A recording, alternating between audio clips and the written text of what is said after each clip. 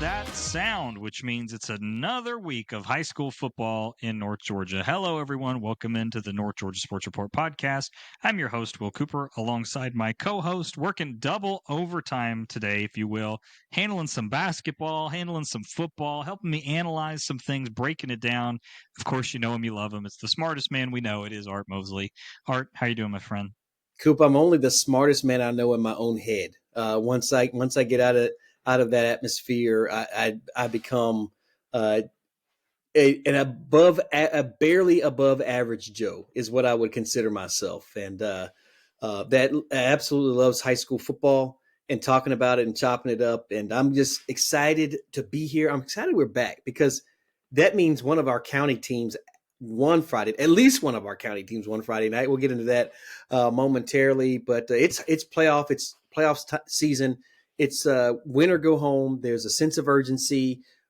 We've gone from 32 teams in every classification down to only 16 teams in each classification are practicing this week. And so that's very special for those teams who are still in the playoffs. And I think those that got beat last week should be commended for making the playoffs. We've spent some time off air talking about the rating system and what they might change and how they might tweak. We saw some upsets in Class 3A, Class 2A, Class A Division 1 based on these power rankings. So a lot remains to be seen. We've seen some regions that have come out and for our Class 6A schools, not much ado about nothing. For our Class 5A schools, maybe that changes their way they schedule because now they have a couple of teams that come into the region with a pedigree and the likes of Rome and Kell that might change their outlook on their strength of schedule, depending on which formula the GHSA ends up. And Coop, they're trying to, I'm diving in already here. I haven't even allowed the podcast to breathe yet, but ultimately we know the GHSA is changing things up because they want to try to get the best teams. I think in the Final Four is what they're looking at. I think they're trying. I believe that they will refine and ultimately get to something that most coaches can agree on. I know that there's some coaches that are like, hey, you know what? Why did we beat a team that get it? And we beat a team that got into the playoffs, or we had a better record than a team that's in there, and so much do. I know that you have a solution, or proposed solution. If we can just get the GHSA to buy in and listen, and if we can get you a meeting down in Thompson, or Upson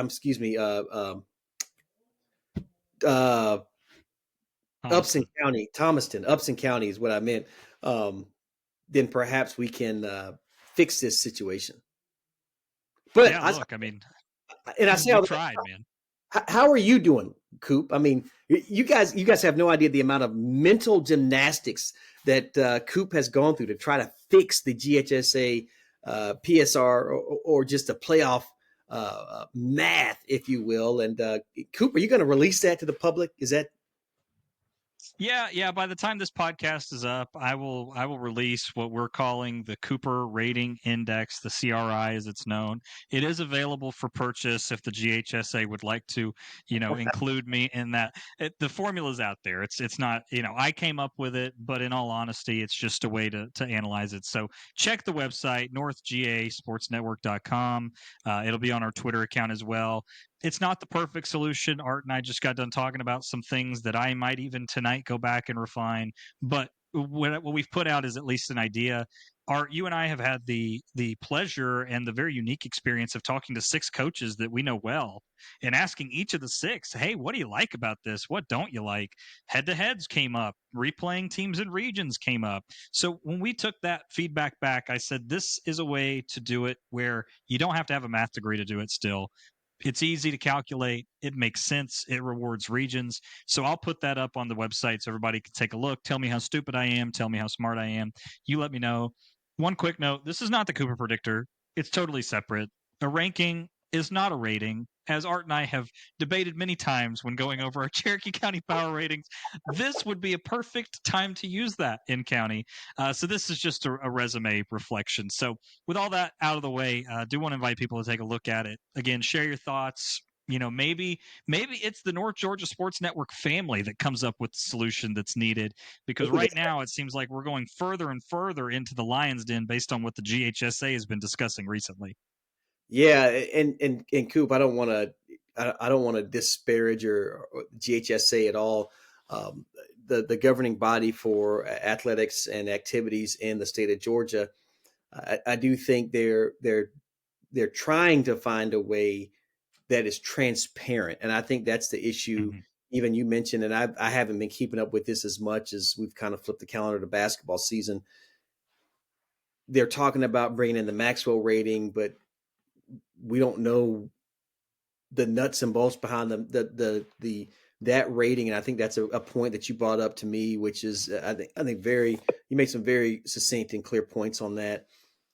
So why not have a system where everybody knows how it works, and then dare I say, how to game it or how to work it to your advantage, maybe depending on what strategy you're going for. I mean, ultimately, you're going to have to win football games. That's first and foremost, right? No, an 0-10 or 2-8 team likely is not going to be getting in to the postseason. I know we can see that now in smaller regions. In certain sports, you might have a team that wins 2 or 3 games that finds themselves in the postseason, and I think that does a disservice to other teams that may play in a stronger region or a larger region rather. And so I will commend the GHSA for looking at trying to find a competitive balance when it comes to determining a champion. I think that Will Cooper has found a better way, and I'm looking forward to seeing the rest of the Twitterverse and certainly our listeners and fan base kind of opine, and especially you mathematicians. I would love to see maybe not all the math on how the sausage is made, but would certainly love to get feedback on this, because it's going to really change the landscape of playoff football, playoffs basketball, playoffs softball. We're talking about almost just about every team sport there is going to not just about every team sport is going to fall under this model here, and man, we'll see how that works out. Yeah, we'll see. Like I said, I think that there's an opportunity for us to be transparent, open, and honest. And more importantly than that, the traps that the PSR is currently falling into and the things that you could game it, I think the solution that we've put out prevents gaming, because any strategy that you would have one way or the other, you're going to get penalized for it on one side or the other. So it should bring everything back to a good medium. Well, there we have it. Make sure you check it out on the North Georgia Sports Network website, North GA. I'm sorry, Coop. I'm going to get that out here in just a second. On our website, North Georgia Sports Network. Links will certainly be in our Twitter feeds. I'll make sure I'll retweet that as well. Coop, we had 3 games. Let's kind of get back into Cherokee County, bring it a little bit closer to home. Had 3 county games, 2 teams on the road, 1 team at home.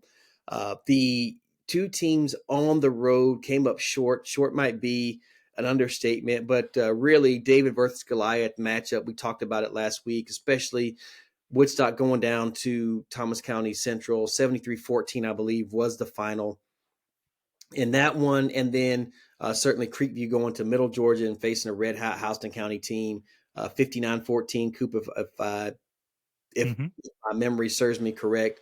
And those Woodstock season and Creekview season comes to an end against perhaps what I would consider maybe not the CSI or the Coop. I'm sorry, I butchered it already. Not the Cooper ranking index. CRI. I got it that time. The second time's a charm. There you go. Maybe the CRI doesn't think that Region 2 is the best region in the state, but I certainly do. And that region with Lee County, Coffee, Houston, and certainly Thomas County Central, one of a juggernaut. 3 out of 4. The team that did not get a victory in that region is the Coffee Trojans. They lost to the home team, Sequoyah Chiefs, on Friday night in a game that was kind of back and forth early, Coop. Yeah, it was. I mean, you kind of watching scores around the area, trying to keep up with everything that's going on. I mean, there were there were some results that didn't end up being that. Some that did, but some in the first half that you're kind of looking, flipping through Score Stream, Max Preps, and it's like Is that Tequila's right? beating Valdosta. Yeah, right. What's going on? Collins Hill over Lowndes, like what's going, like these Right. these are some results that we're kind of trying to figure out. Well, one of them was Coffee was up 14-7 over Sequoyah at half. And it's like, okay, that's not what I expected. So look, I mean, for Sequoyah, uh, I think it was very much a game of, it reminded me of the Denmark game a little bit. Like, Mm-hmm. calm down. It's all right. And I think that was a prime example here. Sequoyah went back to their guns offensively, defensively, both ways. Shutting Coffee out in the second half. I think they weathered the storm, so to speak. Sometimes your better teams have to weather that barrage that comes on from a team that's not as highly rated or not as talented, or just hasn't had the record, and they kind of come in with full force and they're really amped up. But that doesn't last for the third and fourth quarter when you have depth, size, and talent. I think that was on display. And I think the other thing was Sequoyah really did a good job of allowing Coffee to come to them in the second half. When you look at the passing yards, I believe that was Coffee's most passing yards this season, 160, something like that in that game. And I get the feeling that Sequoyah defensively was kind of like, I mean, you're not going to be able to keep up with us offensively if you're going to just throw the football, since you haven't done that successfully all year. So go ahead and try. And they did. And to their credit, they got some yardage, but they didn't score on it. And then on the opposite side, Sequoyah went back and said, we can still run the football. Right. Will Rejecki still Will Rejecki last time I checked. So, Brody Craig's still up front last time I checked. Alex Brewer's still up front last time I checked. So they really did a good job of piecing it together. I thought the second half looked like the Sequoyah we expected we would see. And I hope that we get the second half version of Sequoyah for 4 quarters coming up this week, because they'll need it. Yeah, absolutely. They will. Coop, another big win for Sequoyah. If let me go ahead and check my history meter here. This will be the third, if I'm not mistaken, the third consecutive trip into the second round for the Sequoyah Chiefs.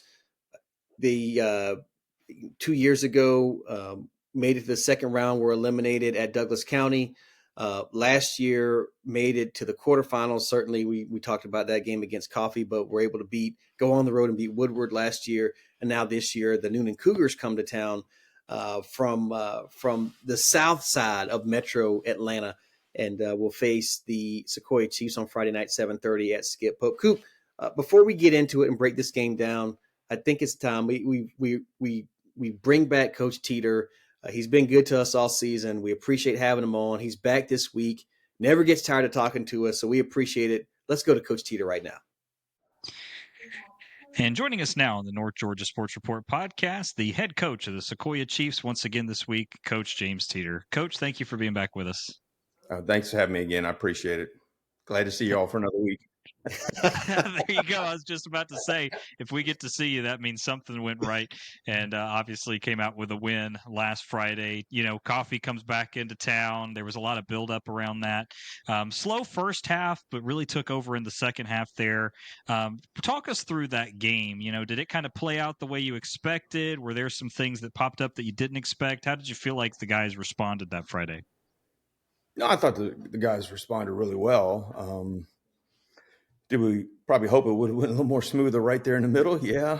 I thought Brent's goal line stand was just fabulous. I mean, that kind of changed the momentum of everything, gave us a chance. I thought our offense played really well, just with long drives. I mean, the first drive was probably a good 6-7 minutes.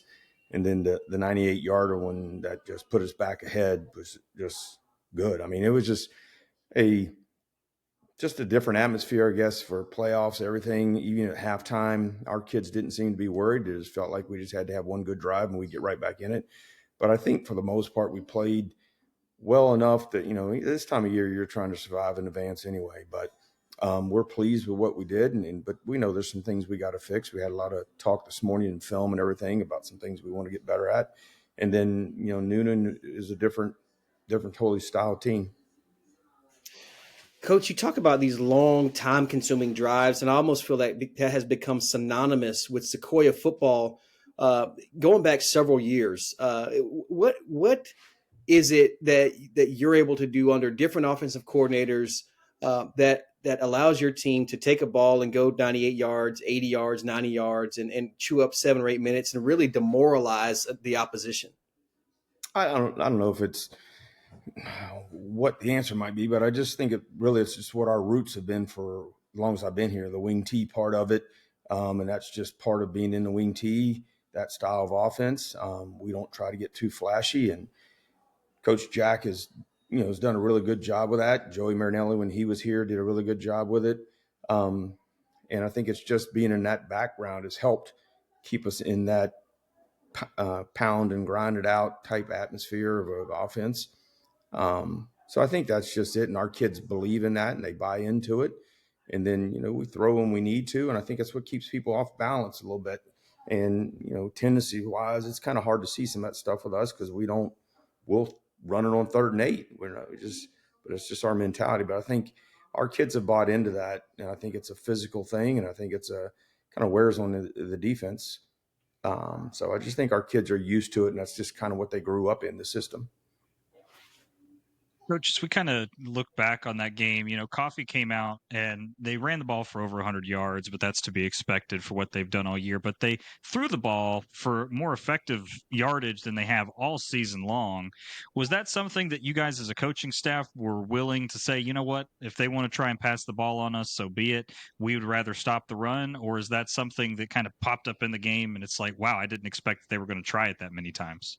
No, we kind of thought they would. I mean, just watching film, this time of year you trade 6, 7, 8 films and you try to get the others from other people. So we pretty much had every film and had seen that this year's team was different than last year's. They did throw it a lot more than what they had in the past. So we kind of knew it was coming. But based on the last experience with them, we were bound and determined we were going to try to stop the run. If they were going to beat us, they're going to have to beat us passing. So that was kind of the game plan on Brent's side. And I thought they kind of did a good job of holding it in check. A couple of letdowns on a couple of runs, but for the most part, Brent's defense did a great job of just following the game plan. If they're going to beat us, you're going to make them throw it. And, I think they were 9 out of 18, so he kept them where we needed to. And the one big throw they had right there on the 2-yard line was a wide pass, so it just kind of helped us. But, yeah, that was our game plan to kind of make them try to beat us throwing it. Coach, you talked about Coach Buddy. I gave him a hard time last week about Coffee, so I do want to come on here and kind of eat some crow, or at least sing his praises, as you mentioned, able to shut out Coffee in the second half on that defense. Coach, you talk about experience. I want to go back to something you said earlier on in the interview at halftime. The moment wasn't too big for your team. Can you just explain how important that is, that experience, that playoff experience? Again, most your at least, especially from your seniors, how many playoff games they played in, big moments they've been in, and what that does to steady the ship outside of what the coaches are bringing to the table. Oh, I think it's huge. We talked about it the other day. We've played now almost a 3/4 of a whole nother season. So these kids, instead of just being 4 years, played 4.5, 4 3/4 of a lifetime of football. So I think that experience comes back and plays in a lot. And they've been in big games. They've been in tight games. You go back to the third quarter of the Creekview game. You go back to the Gainesville game last year when they kind of took the lead and we came back and took it back from them. The 2 times we've played Alpharetta in the playoffs, it's been the same situation. So they've been in those moments. So that moment doesn't bother them as much. And I think that's because of the experience they have and how many years they've been in a row they've been in the playoffs. So I think it's huge. And it's huge for the young kids because we have so many seniors playing to keep them calm and keep them in check. And so they're okay. But yeah, I think the more experience you can get at doing this, the better it gets. And I know people don't want to go and have to play the TCCs in the world, but when you're building a program and everything, every time you can get in the playoffs, it's only going to help you down the road. Coach, last week you gave us the kind of the comp that Coffee was going to be similar in style and attitude to Creekview, and you ended up winning both those games 31-14. Is there a team that you see early on that Newnan might be comparable to? I mean, I think us would, if hopefully you say Cherokee or something like that so we can get a repeat of that score this week. But is there a team, in all seriousness, that you do feel like there's a comp to that Newnan presents to your team? What we talked about, they're kind of like Woodward from a year ago. they throw a lot more than they run it. And their quarterback is really, really good, and he gets rid of it quick. So it's hard to get to him. Brent's thing is to blitz and blitz a lot, but you've got to be able to get to him. But he gets rid of it very quickly. So their offensive style and everything is a little bit comparable to the Woodward game we had last year. Coach, we want to talk about your opponent now. Again, on the phone for the North Georgia Sports Report with Coach James Teter, the winningest coach in Cherokee County football history, the winningest coach in Sequoyah history. If we hadn't mentioned that once or twice this season. This week, you face another proud program in the Newnan Cougars under another head coach, and Chip Walker, who's been at the pinnacle over at Sandy Creek, has taken the Patriots to the top of the GHSA ladder in seasons past. Now he's over trying to repeat that success at Newnan. And you mentioned their ability to throw the football, averaging about 225 yards a game through the air and just 141 yards on the ground. How difficult is it to shift gears from a team that had you're preparing for this primarily run in last week in Coffee, and then coming up against Coach Walker's squad, who's going to throw the ball around the yard? How difficult is that to prep for?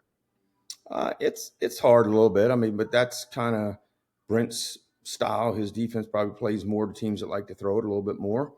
So I think that helps us a little bit. It's kind of the opposite of a year ago when we played Gainesville, then we played Woodward, both who threw it quite a bit, and then we turn around and play Coffee.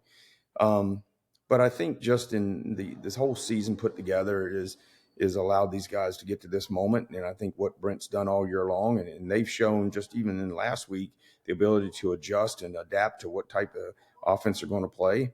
So I think they'll be okay. I don't think that'll be an issue. It just comes down to also us with offense. If we can do our normal thing of the long sustaining drives, it doesn't allow that guy to get out there and throw the ball around that much.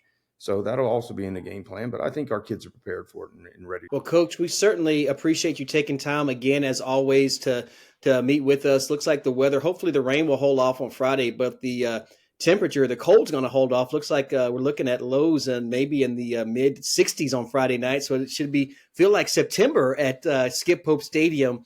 And hopefully, while the weather might be welcoming to the fans in Hickory Flat, hopefully the Chiefs defense and offense will be unwelcoming to the Newnan Cougars. And Coach, not to put anything out there, I was doing my homework. The only team from Cherokee County that Newnan has ever beat was the Canton Greenies prior to the existence of Cherokee High School. They went 2-0. I believe it was 57-58. And they're 0-2 against Woodstock, 0-2 against Etowah. So let's go ahead and make them 0-1 against Sequoyah. Done deal. Awesome. We love it. Coach, we wish you the best of luck out there on Friday night. Thanks so much for joining us, as always, on the North Georgia Sports Report. All right, guys. Thank you so much. Hope to be back next week. So thank you to Coach Teter for being back with us. Again, we're back to the James Teter Show here on the North Georgia Sports Network. We do appreciate him being back with us. This is 4 weeks in a row, right? Yes, because we got him on the off. 4 weeks. Yeah, it's been a month. So, we didn't talk to him for like the month of, September. So going in October, it's good to get him back on. And he's been extremely gracious with his time. So we certainly do appreciate him. And Coop, his team, as he mentioned, hey, we're facing a team that is completely different than the team that we faced last week. And Newnan does create that issue.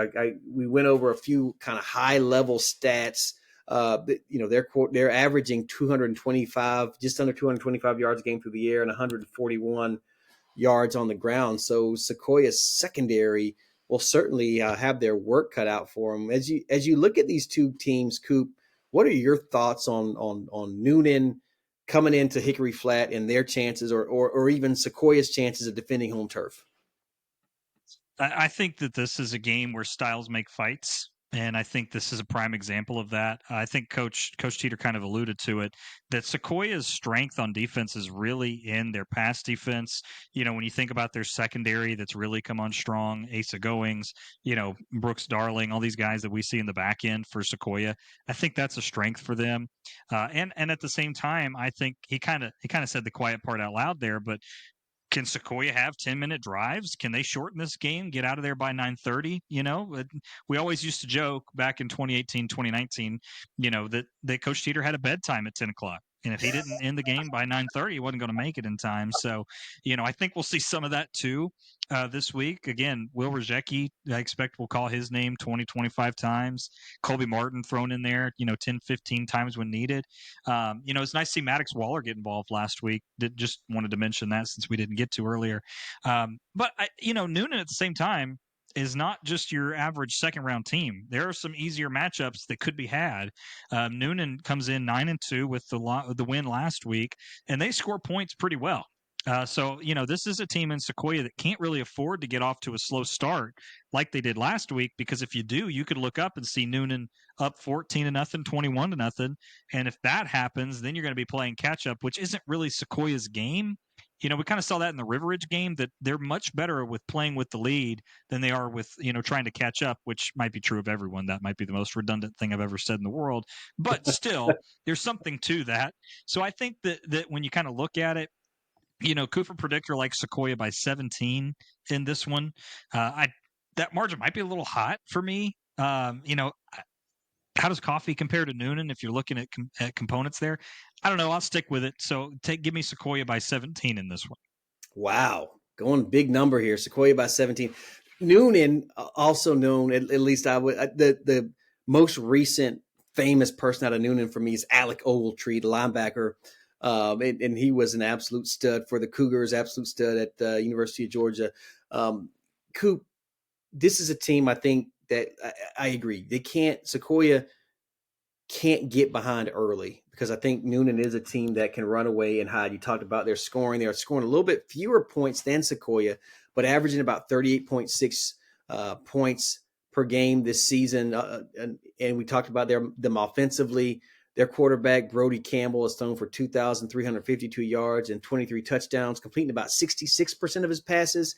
He has thrown 7 picks, but tell you what, they've got a couple of receivers that really get it done. Jalen Britt, 89 receptions and 843 yards, and John Matthews, more of a big play guy, with 40 receptions for 827 yards. In addition to that, 12 separate receivers for Newnan have caught passes. We talked about them running the football. They got a 1-2 punch.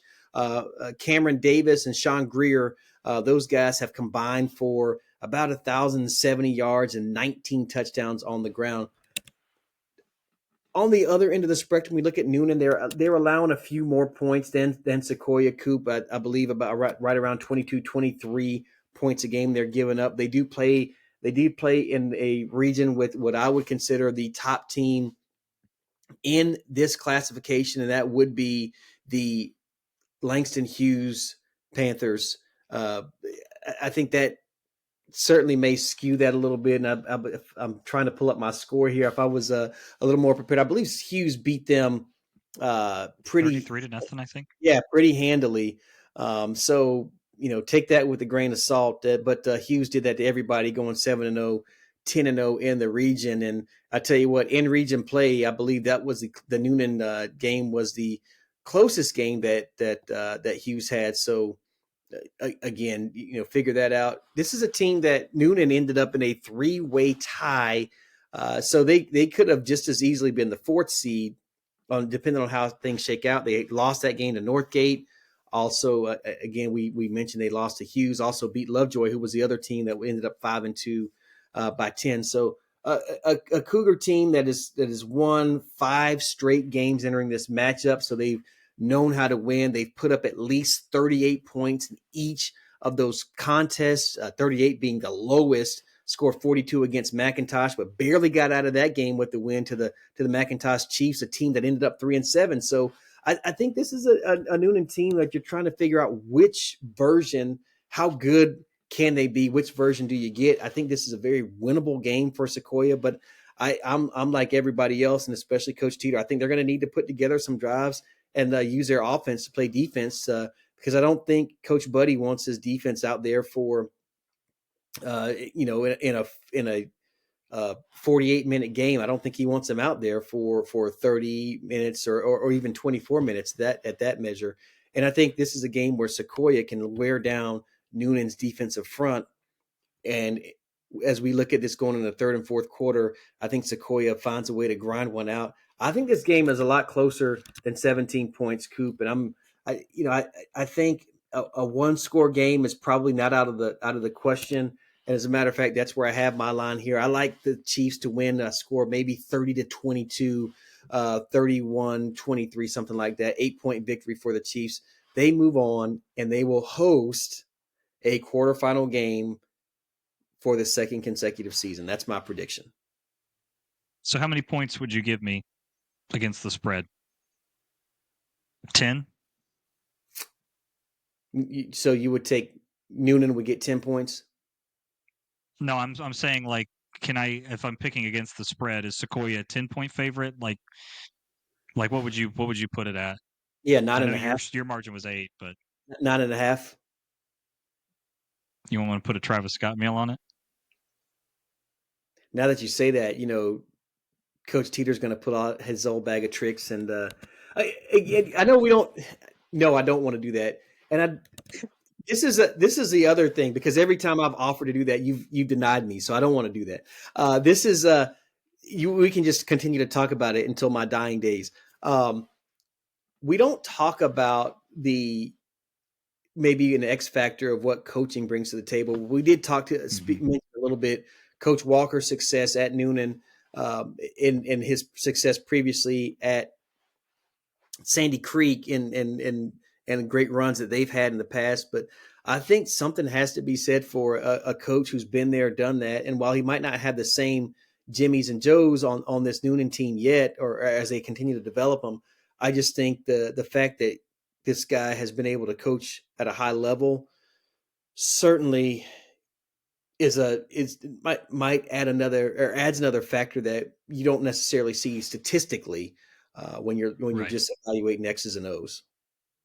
Well, I think there's continuity on both sides, because if you look at Sequoyah, obviously Coach Teeter's been there forever. Yep. But, Yep. also at the same time, Coach Buddy and Coach Jackmine have been working, at Sequoyah, and gosh, 3-4 years, I think, something like that. So, when you look back at that and you see, Coach Jackmine's worked with Colby Martin for 4 years. He's very familiar with what his quarterback knows. Right. I mean, I think the same thing with Coach Buddy. These guys were freshmen coming up, and he was able to look at them and say, man, that Drew Williams kid, I'm going to slot him in, and we're going to figure out where we can fit these guys in. So, he was slotted in behind Tewo Agundale.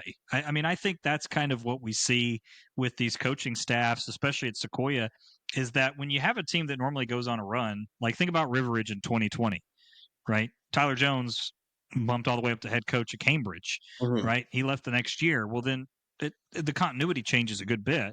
So I think that's what we see why Sequoyah seems so polished at times, is that not only are they so familiar with what they're doing, but you almost have this this give and take as a play caller with your whether it's your linebackers, quarterbacks, whoever, where you almost kind of get into a flow with what they like to do. And the players know what you kind of tend to like to do. So I think that's kind of what we see right now with Sequoyah, and why I think that they're able to put up consistent numbers, and why I'm, more than happy to take a Travis Scott meal at 9.5. Well, I'm not going to bet against Sequoyah. Coach Teeter mentioned this, the amount of experience in high school football games that these seniors have had at this level. And he talked about it. You're looking at 4.5, almost approaching 5 seasons of football based on the number of games they've played. So certainly does make a difference in just the experience anyway, the overall experience of these football teams. So that's what I like about Sequoyah. I do think the Newnan Cougars will stick around. Coach Walker, again, we talked about him earlier, but and like you said, in the same breath, Coach Teeter the same way, his staff and their continuity has been able to get it done. That's why they're here, and that's one of the reasons why I like them this week by 8 points. Yeah, I agree. I think we just disagree on the margin, but I like Sequoyah. I don't know how I would pick against them. So with you there, partner. And just so you know, I was 1 point off on their margin this week, Coop. You were. Congratulations on that. I was way too hot on the Chiefs, but that's okay. That's okay. Not to toot my own horn, because I was well off on those other 2 football games. So back to reality here. Speaking of being off and on here, you want to review our brackets? We were both high on the McEachern Indians. I was high on Denmark. Saturday morning when I finally had the gumption to look at my 6A bracket and realize that I was not winning that for anybody. So my final 4 teams are still in it, Coop, but that's about all I can say for that. Yeah, so my 6A bracket's pretty broke because McEachern was one of my final 4 teams coming out beating Valdosta. But other than that, if you go bracket by bracket, you and I compared here. I think for us, we'll just kind of break it down. You Yeah. went 13-3 in 6A. I went 13-3 in 6A. Look at us. You went 13-3 in 5A. I went 11-5 in 5A. That was a brutal bracket for me.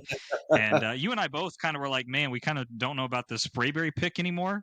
We texted each other that on Friday morning. If ifs and buts were candies and nuts, we'd all have a Merry Christmas, but pen had already made it to paper by that point. But then in 4A, you went 12-4. I went 12-4. 3A, you went 14-2. I went 13-3. And for any of our really included listeners are saying, wow, Will got smoked. Luckily, I made up some room at the bottom brackets here. In 2A, you went 14-2. I went 14-2. In A Division 1, you went 12-4. I went 14-2. And then in Division 2, excuse me, I went 14-2. You went 13-3. So that puts us tied at 368 points for the first round. So you and I are tied right now. But you're in the catbird seat, brother, because again, McEachern's out. So I know one of my brackets is losing a lot of points already. But if it's any consolation, Class A Division 1, I had Lamar County in the Final Four, and they are doing the same thing I'm doing on Friday night, watching. Well, then we're evened out because I had Raven beating them this week anyway. So that's a good look for me. Hopefully Raven can pull it out and kind of right the ship, because we're gonna have to balance each other out here somewhere, partner, because it's a close race right now. We're neck and neck, and it's funny. You kind of, before you looked at the numbers, you thought, "Oh man, you kicked my butt." But tell you what, over the 7 brackets. I'm sorry, because I know there are 2 Division 1 brackets. It's we've been we're neck and neck, man. We'll figure it'll the cream will rise to the top. We'll see next week. Is it the predictor or is it the Mosley? We'll see. I don't know. Early on, I looked pretty good against the math, but we'll see. We'll see if I'm a strong finisher, Coop. That remains to be seen. There you go. Now, I know we talked about our certainly our one game in county this week. As you look at the brackets, at least in Class 6A, Class 5A, maybe even 4, are there any or shoot all classifications? Is there any game or 2 that jumps out at you this week, Coop, that you think might be must see? Grayson Carrollton. Excuse me. Well, that would be next that's week. That's not it. That would be next week. Let me try that again. I think Harrison and Carrollton is a must watch. I think those are 2 of your better teams in 6A. Hillgrove, West Forsyth. I've got West Forsyth on upset alert in that game, so I wouldn't be surprised to see one flip there. I think on the other side of the bracket, Douglas County versus North Cobb, arguably the most competitive game we'll see in this round as far as 6A goes. And then I think when you go back and look at 5A, there's a couple of really good ones. Again, Sequoyah, I think, versus Newnan is going to be a heck of a ball game. I also think that when you're looking at Hughes versus Lee County, that's a heck of a ball game. And then I think the other one that most people probably are just kind of glossing over is Houston County versus Rome. Rome kind of put some people to sleep to start the year with their out of region schedule, really ramped it up, really impressed. So I'm interested to watch that one. I think that in Lee County and Hughes, probably 2 of the best games that we'll see.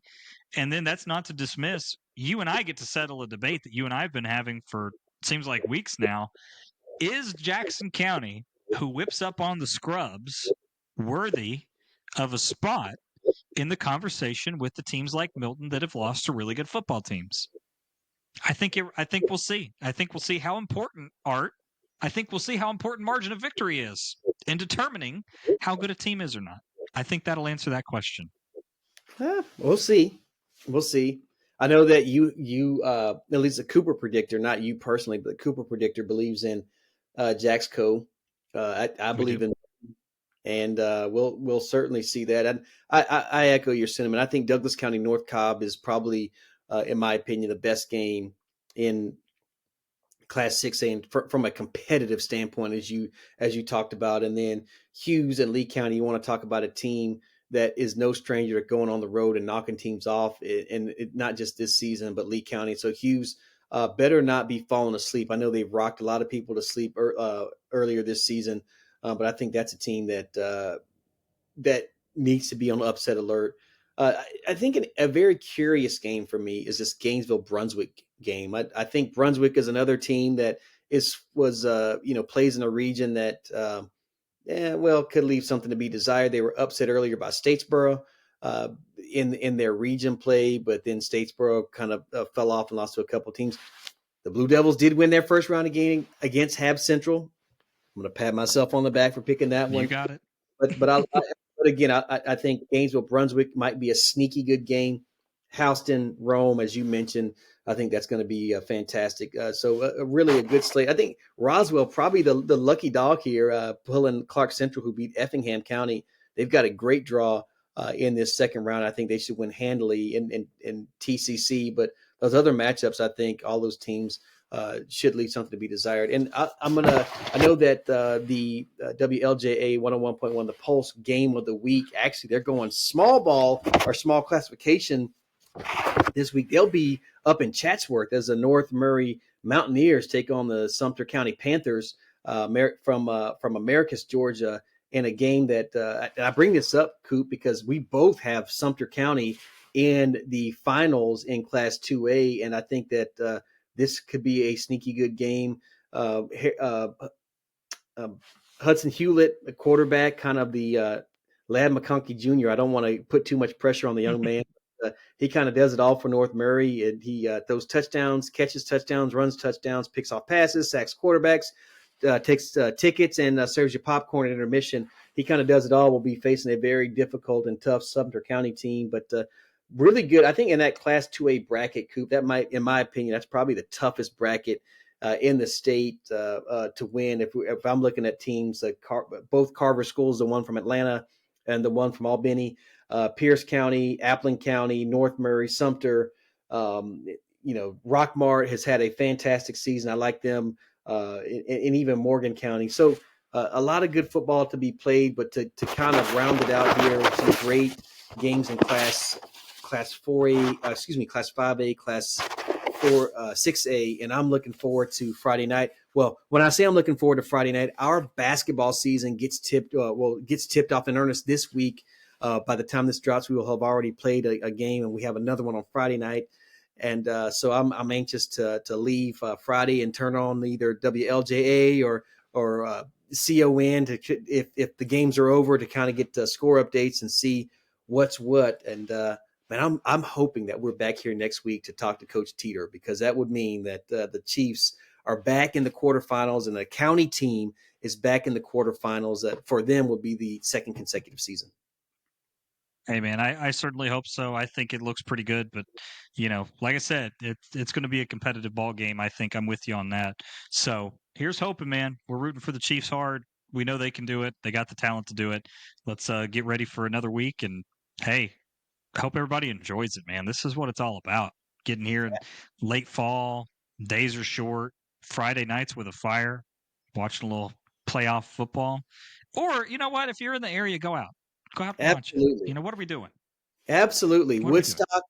Yeah, and I know it's hoop season, so a lot of these teams will be playing basketball. But if you're a high school football fan and your school is traveling maybe on Friday night out of the area, basketball-wise, stop by Hickory Flat. I'm sure they'd love to have you. They have great hospitality. The stadium food is great. The atmosphere is great. One of the better student sections in North Central Georgia over there at Sequoyah. So go out and cheer on the. I know it's easier said than done, but we love to see our county teams do well. And I would imagine if it was Woodstock in this predicament, and we'd be imploring the fans from Etowah and certainly surrounding areas. And Coop, these kids have grown up playing ball together, so they're no strangers. So, man, I tell you what, if you're out there, go on and cheer on the Chiefs on Friday night. Absolutely, partner. We want to invite everybody out. Get out, make it loud. Let them know what Cherokee County's all about, brother. There you have it. The Newnan Cougars, again, as I told Coach Teter, 2-4 against teams from Cherokee County, have not beat what I would consider a modern day Cherokee County high school. The last one, certainly the Canton Greenies, as we mentioned, who have historically struggled in football, did the Greenies, but here we go. It's playoff time, part 2. So good luck to the Chiefs. Good luck to all the teams in our listening area that do tune in, that are still playing ball. We certainly do wish you all the best of luck, and we hope to see you right back here next week on the North Georgia Sports Report. For Will Cooper, I'm Art Mosley. Thanks as always for joining us. Thanks to Coach Teter, and thanks to you, our listeners, who make this thing possible. Have a great week, everybody.